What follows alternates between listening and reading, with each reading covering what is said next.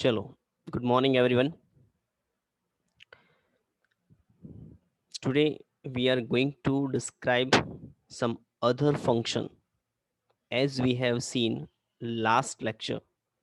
જે રીતે આપણે છેલ્લા લેક્ચર્સમાં કેટલાક ફંક્શન્સ જોયા હતા, આજે એ જ ફંક્શન્સની અંદર આપણે આગળ વધી રહ્યા છીએ. ઓલમોસ્ટ 9 ફંક્શન્સ આપણે જોયા હતા અને આજે એ 9 ફંક્શન્સથી આગળ તરફ વધી અને આપણે બીજા ફંક્શન જે છે એ જોવાના છે, જેમાં આજનું ફંક્શન્સ છે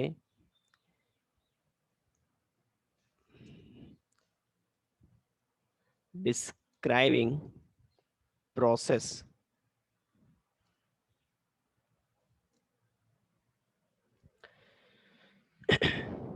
ડિસ્ક્રાઇબિંગ પ્રોસેસ જે છે, પ્રોસેસનો મિનિંગ આપણે એવું કરીએ છીએ કે જેને આપણે સરળ શબ્દોમાં એવું કહી શકીએ, રીત.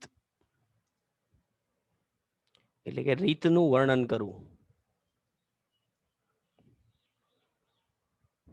આમ તો ડિસ્ક્રાઇબિંગ પ્રોસેસનો મિનિંગ શું થાય? રીતનું વર્ણન કરવું. એટલે આ ફંક્શન જે છે એ ક્યારે અને કેવી રીતે યુઝ થતું હશે એ આપણને એના નામથી જ ખબર પડી જાય કે આ ફંક્શન જે છે એ ફંક્શન કોઈ પણ વસ્તુ કેવી રીતે બનાવવામાં આવે છે અથવા તો એનો ક્રમ અનુસાર કેવી રીતે થાય છે એનું વર્ણન આ ફંક્શન કરતું હોય છે. તો આપણે લખી શકીએ છીએ આ ફંક્શન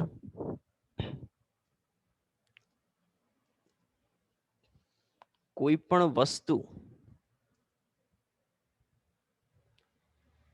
કેવી રીતે બનાવાય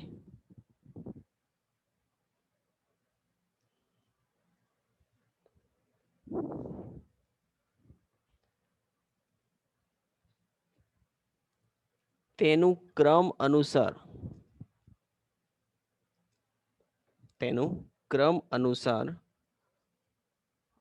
વર્ણન તથા એક પછી બીજી એમ બનતી ક્રિયાનું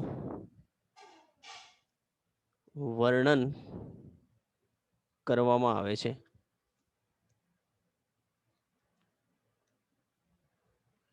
તો આ જે ફંક્શન છે એ આ રીતે આપણને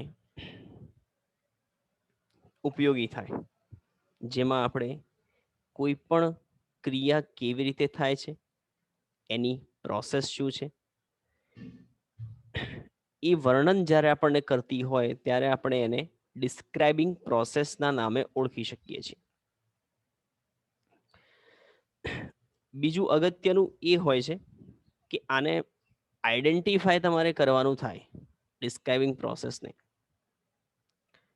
તો લગભગ એમાં વપરાતા વાક્યો જે છે આજ્ઞાર્થ હોય છે. શું હોય છે? આજ્ઞાર્થ.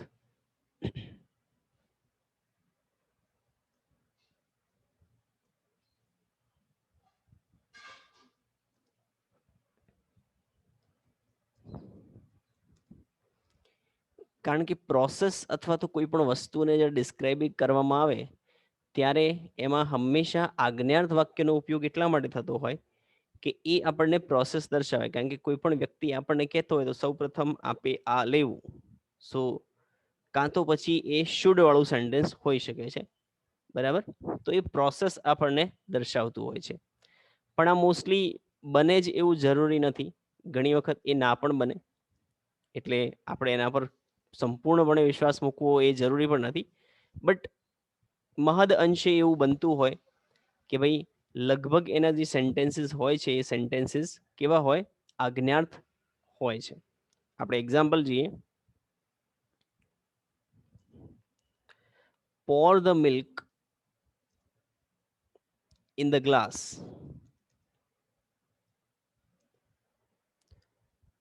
and add some sugar.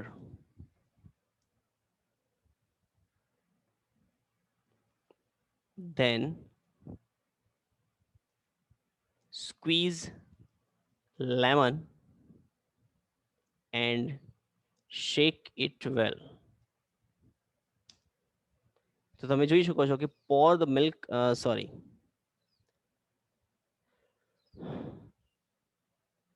મિલ્કની જગ્યાએ આપણે વોટર કરી દઈએ છીએ. Pour the water in the glass and add some sugar, then squeeze lemon and shake it well. એટલે આપણે જે લીંબુ શરબત બનાવવાનો હોય છે એની પ્રોસેસ આ રીતે બની શકે. તમે જોઈ શકો છો મોસ્ટલી અહીંયા કયા સેન્ટેન્સના ઉપયોગ થયા છે? આજ્ઞાર્થ. હવે આજ્ઞાર્થની સાથે સાથે ઘણી વખત જો અહીંયા એન્ડ અને એના પછી ધેન, એટલે આવા પણ સેન્ટેન્સનો ઉપયોગ થાય છે. એટલે હું અહીંયા એવું લખી શકું આપણા ફંક્શનની અંદર કે ભાઈ જ્યારે પણ ડિસ્ક્રાઇબિંગ પ્રોસેસ થતી હોય ત્યારે તેમાં એન્ડ અને ધેન જેવા શબ્દોનો ઉપયોગ થયેલો જોવા મળે છે. તો તમે એ કરી શકો છો. જરૂર નથી કે એવું થાય જ, પણ ઘણી વખત એન્ડ અને ધેનની જગ્યાએ આપણને કોમા પણ આપેલું હોય તો એ પણ બની શકે છે. એટલે ત્યાં આપણે ધ્યાન રાખવાનું. બીજું એક્ઝામ્પલ જોઈએ તો સેકન્ડ એક્ઝામ્પલ છે go straight and then. જો ફરીથી એન્ડ ધેન નો ઉપયોગ થયો, take a left. તો આ જે સેન્ટેન્સની અંદર શેની પ્રોસેસ બતાવે છે? કોઈ વ્યક્તિને આપણે ક્યાંક જવા માટેની જે રીત છે અથવા પ્રોસેસ છે એને આપણે બતાવી રહ્યા છીએ. તો આ રીતે જે છે એ ડિસ્ક્રાઇબિંગ પ્રોસેસ જે છે એ ફંક્શન અહીંયા આપણે શીખે છે. બરાબર?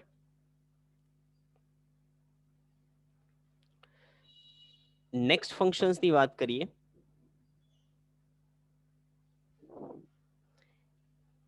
તો આગળનું ફંક્શન છે ઇન્ક્વાયરી ઓફ નેચર.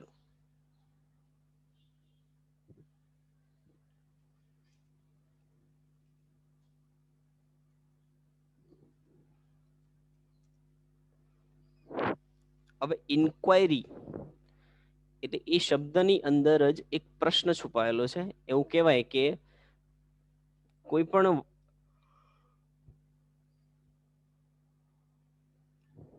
વ્યક્તિ વસ્તુ વિશેની પૂછપરછ કરવા માટે આનો ઉપયોગ થતો હોય છે. એટલે ઇન્ક્વાયરી, આપણે ઘણી વખત આવો શબ્દ જે છે એ મોસ્ટલી પોલીસના અંદર અથવા તો સીઆઈડીની અંદર આવા બધા શબ્દોનો ઉપયોગ કરતા હોય છે. એટલે ઇન શોર્ટ કહેવા માટે આપણે એ કહીએ કે આ ફંક્શનનો જે ઉપયોગ છે એ કોઈ પણ પ્રકારની પૂછપરછ કરવાની હોય તો એના માટે વપરાય. અને પૂછપરછ કરવા માટે આપણને બધાને ખબર છે કે ક્વેશ્ચન એટલે ક્યાંક ને ક્યાંક WH ક્વેશ્ચન્સ, એનાથી જ આપણે ઇન્ક્વાયરી કરી શકીએ. કોઈ પણ નોર્મલ કેસીસમાં આપણે એવું જોઈએ કે પોલીસ જ્યારે કોઈ પણ વ્યક્તિને ગુનેગારને પકડે તો પૂછે તો સૌથી પહેલો ક્વેશ્ચન એ જ હોય, વોટ ઇઝ યોર નેમ? તમારું નામ શું છે? તું ક્યાં રહે છે? It means inquiry as a નેચર્સની અંદર શું આવે તો માત્ર ને માત્ર પ્રશ્નાર્થ સેન્ટેન્સ જે છે એ આવતા હોય છે. તો લખીએ અહીંયા આ ફંક્શન્સની અંદર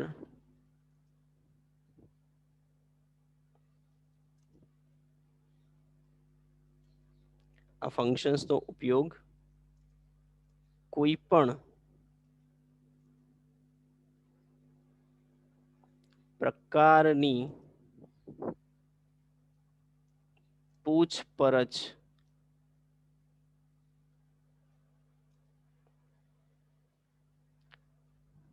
કરવા માટે થાય છે. બીજું આ ફંક્શન્સમાં કેવા પ્રકારના શબ્દો વપરાય?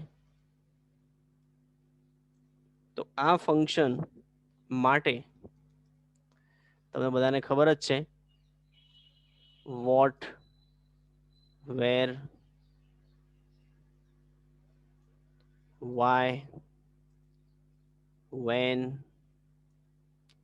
હાઉ,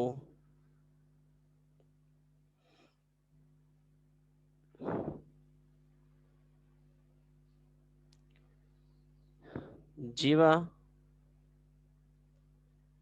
પ્રશ્નાર્થ શબ્દો, આમ તો પ્રશ્નાર્થ સર્વનામ કહેવાય આને, બરાબર, હું અહીંયા લખી દઉં છું. પ્રશ્નાર્થ સર્વનામ નો ઉપયોગ થાય છે.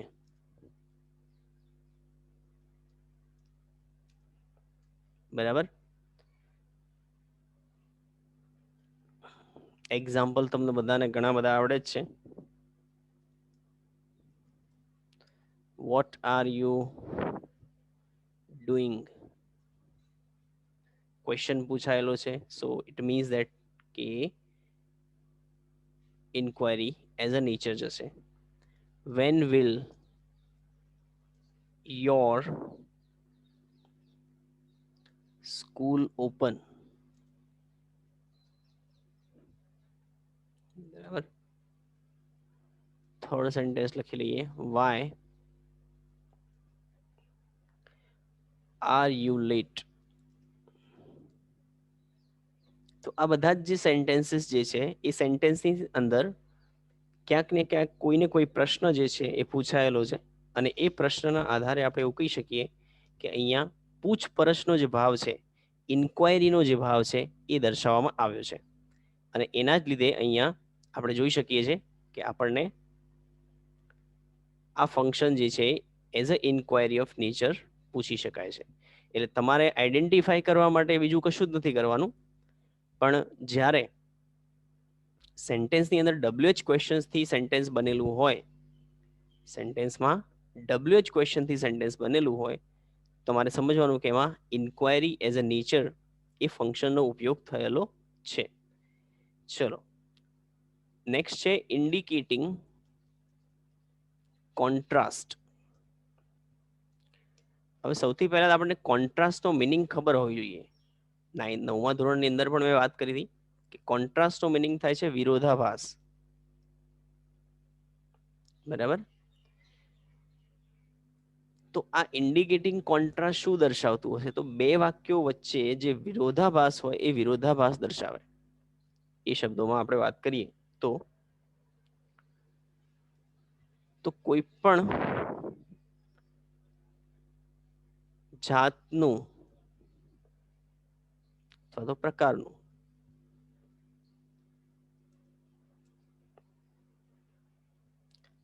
વિરોધાભાસ દર્શાવવાનું હોય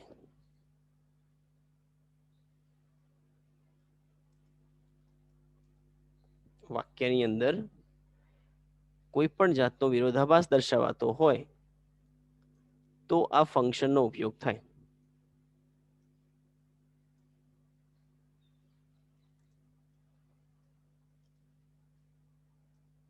બરાબર.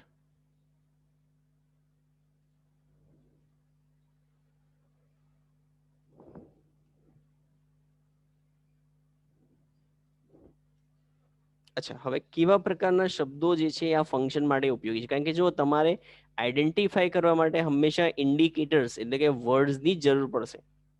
એટલે ઇન્ડિકેટર વર્ડ જે છે એ તમારે ખાસ યાદ રાખવાના. તો આ ફંક્શન્સને જાણવા માટે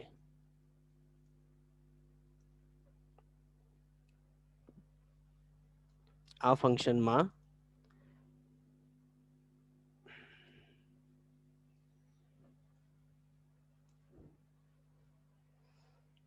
એક તો છે સૌથી પહેલા બટ. બટ ઈ એટલે પણ થાય, જે વિરોધાભાસ દર્શાવે છે. એના પછી હોય છે દો, પછી આવે યટ. બરાબર. તો આ પ્રકારના જે આપણે કંજક્શન કહી શકીએ આને, પણ અહીંયા ફંક્શનમાં આપણે એને શબ્દો લખીએ છીએ, નો ઉપયોગ થાય છે. બરાબર, તો આ રીતે આપણે લખી શકીએ છીએ. એક્ઝામ્પલ જોઈએ.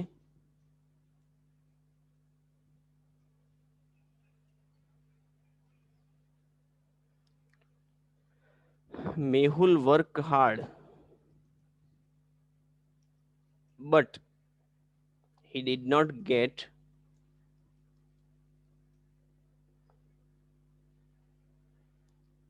succeed. સફળ થયો નહીં. બીજું વાક્ય આપણું એવું બને, though he is rich he is honest. આ ઇન્ડિકેટર્સ તમારે ધોરણ 11 અને 12 ની અંદર પણ આવશે, ઇન્ડિકેટિંગ કોન્ટ્રાસ્ટ.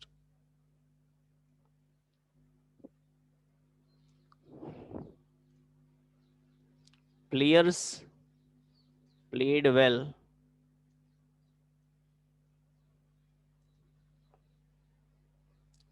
yet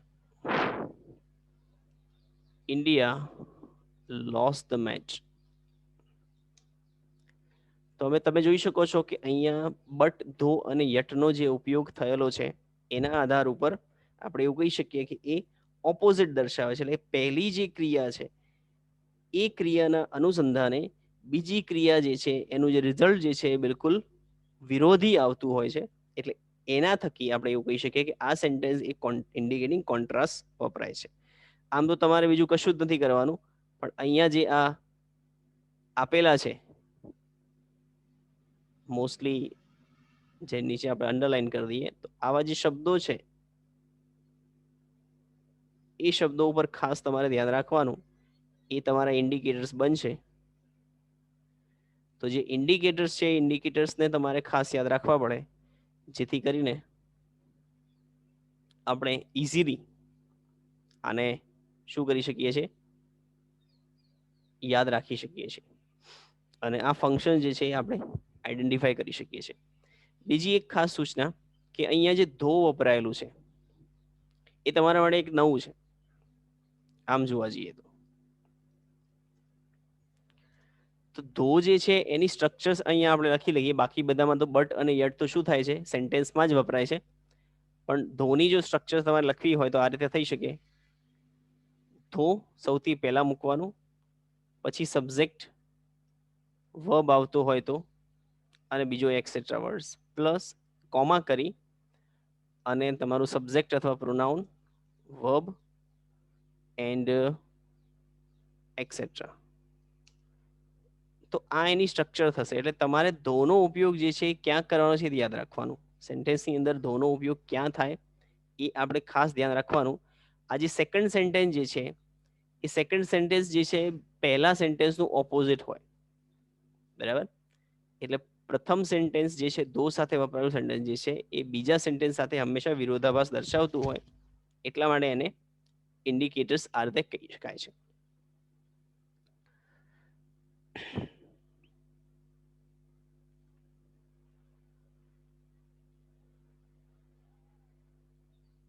ચલો, indicating number 13, expressing alternative.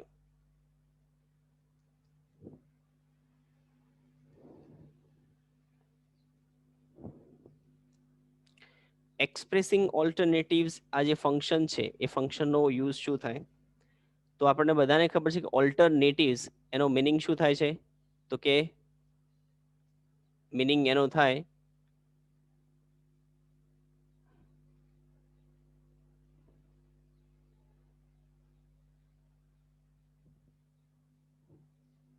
Choice આપવી. શું આપવું? ચોઈસ, એટલે કે વિકલ્પ આપવો. એટલે આપણને આ સેન્ટેન્સની અંદર વિકલ્પ દર્શાવેલો હોય છે, અને એ વિકલ્પ જે છે એ વિકલ્પ કોના દ્વારા દર્શાવે એ પણ આપણે જોઈ લઈએ. તો આ જે ફંક્શન જે છે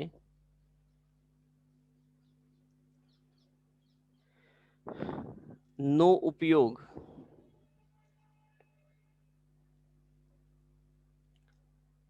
વિકલ્પ દર્શાવવા થાય.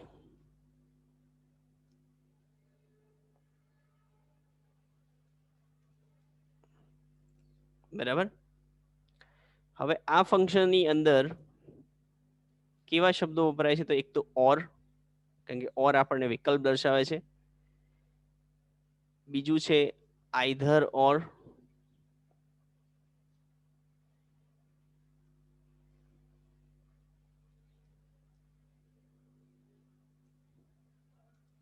કાં તો નાઈધર નોર. નાઈધર નોર નો ઉપયોગ આપણે જોઈ શકીએ છીએ કે કોઈ પણ વસ્તુને ક્યાંય પણ સિલેક્ટ ના કરવાની ત્યારે થાય. એટલે આમ તો જોવા જઈએ તો આ કંજક્શન આપણે ઓલરેડી જોઈ ચૂક્યા છીએ. આ કંજક્શન કંઈ આપણી માટે નવું નથી, એને આપણે સારી રીતે જોઈ ચૂક્યા છીએ. એટલા માટે આપણે એક્ઝામ્પલ પર જઈએ.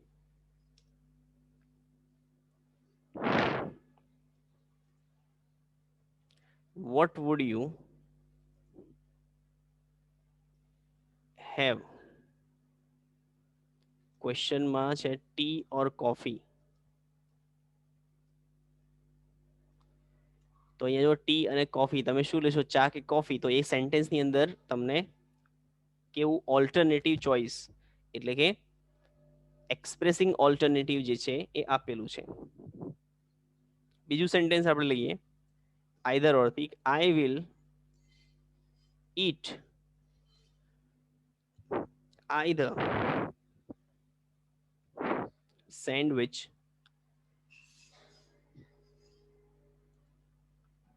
or pizza.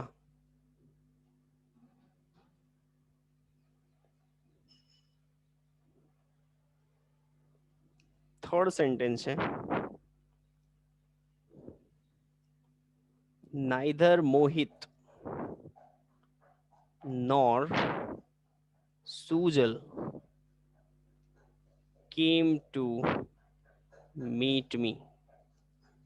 તો હવે જોઈ શકો છો તમે આ બધા જ સેન્ટેન્સની અંદર ક્યાંક ને ક્યાંક તમને પસંદગીનો ભાવ દર્શાવેલો છે. પહેલા સેન્ટેન્સમાં કોઈ પણ વસ્તુ એટલે પીણી જે છે એના માટે તમને વિકલ્પ દર્શાવ્યો છે.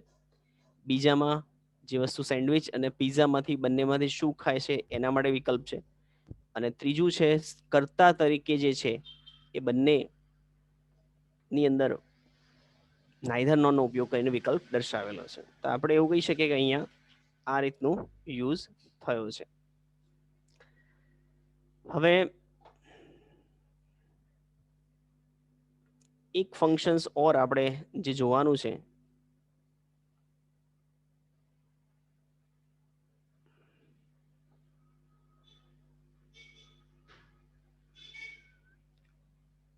અને એ ફંક્શન છે રિપોર્ટિંગ ઇવેન્ટ,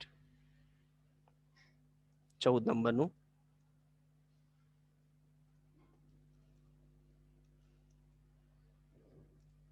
રિપોર્ટિંગ ઇવેન્ટ, આ શબ્દને આપણે સાંભળીએ છીએ એટલે આપણને ખ્યાલ તો આવી જ જાય કે રિપોર્ટિંગ ઇવેન્ટ શું હશે. બરાબર. એટલે જ્યારે કોઈ પણ વ્યક્તિ અથવા તો કોઈ ઘટનાની જાણકારી કે માહિતી મેળવવાની હોય ત્યારે આ રિપોર્ટિંગ ઇવેન્ટ નામનું ફંક્શન યુઝ થાય. સો આપણે લખી શકીએ અહીંયા કોઈ પણ ઘટના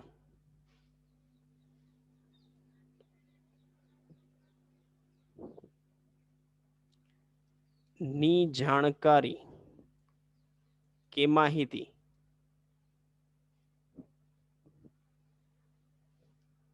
જાણવા માટે આ ફંક્શનનો ઉપયોગ થાય છે. બરાબર. હવે આનું ઇન્ડિકેટર શું? રિપોર્ટિંગ વર્બ જે છે આઈ મીન રિપોર્ટિંગ ઇવેન્ટ જે છે એને ઓળખવાની હોય અથવા રિપોર્ટિંગ ઇવેન્ટ્સ આપણે જાણવાની હોય તો એના માટે આપણે શું કરી શકીએ?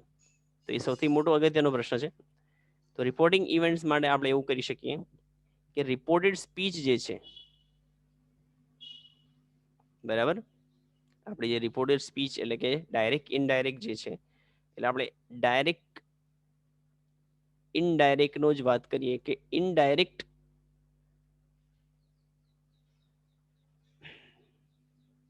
સ્પીચનું જે સેન્ટેન્સ હોય, ઇનડાયરેક્ટ સ્પીચમાં આપણે ઘટના જે છે ની જાણકારી મેળવી શકાય.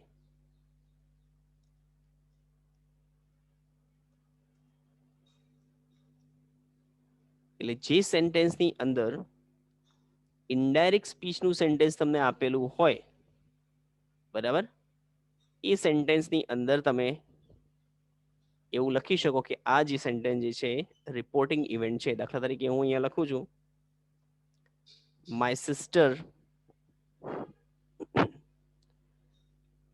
asked me if I had joined the tour. એટલે તમે જોઈ શકો છો આસ્કડ વપરાયું છે અહીંયા, બરાબર, અને ઇફ સાથે વાક્ય જોડે છે. એટલે આપણને ખબર છે કે આ પ્રશ્નાર્થ જે સેન્ટેન્સ આપણે શીખ્યા હતા 9મા ધોરણની અંદર, તમે બધા શીખી ગયેલા છો કે જેની અંદર પ્રશ્નાર્થ વાક્યનું રિપોર્ટેડ સ્પીચ એટલે કે ડાયરેક્ટમાંથી ઇનડાયરેક્ટ આપણે કરતા હતા. તો ડાયરેક્ટમાંથી ઇનડાયરેક્ટ કરતી વખતે જેની જરૂર પડતી હતી એ આ ઇવેન્ટ્સ આપણે કહી શકીએ. તો એટલા માટે એ રીતે બનતું હોય છે. બીજું સેન્ટેન્સ હું અહીંયા લખું છું, રવિ sad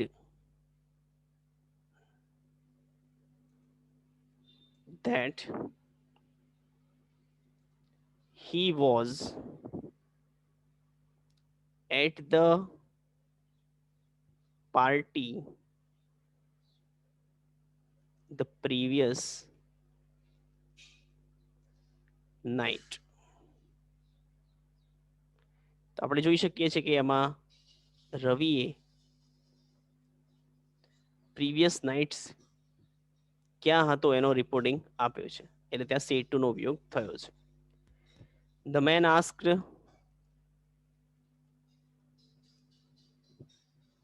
me what my name is.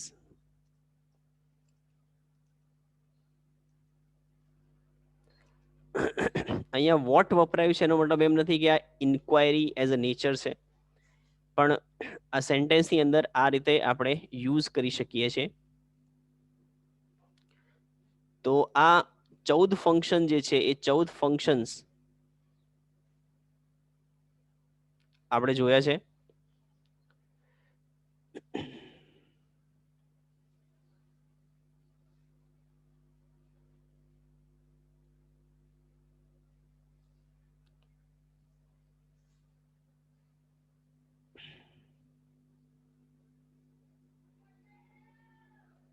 અને આ 14 ફંક્શન્સની અંદરથી આપણને ફંક્શન્સ એઝ અ ઇન્ડિકેટર્સ પૂછાતા હોય છે.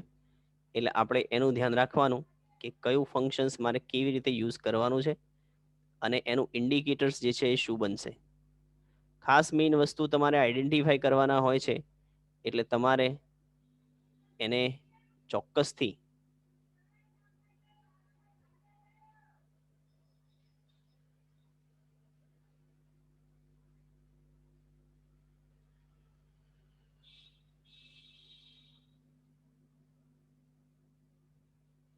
ઇન્ડિકેટર્સ એના ખાસ યાદ રાખવા પડે, બરાબર, જેથી કરીને આપણે ચોક્કસથી એને ઇન્ડિકેટ કરી શકીએ છીએ. બરાબર છે. તો તમે ઇન્ડિકેટર્સ યાદ રાખીને ખૂબ જ સરળતાથી આને યાદ રાખી શકો છો. બરાબર. તો આજનો ટોપિક આપણે અહીંયા પૂરો કરીએ છીએ. નેક્સ્ટમાં આની એક્સરસાઇઝ જે છે આપણે જોવાની છે, એટલે હું તમને સેન્ટેન્સીસની એક્સરસાઇઝ જે છે આની અંદર કરાવડાવીશ. બરાબર.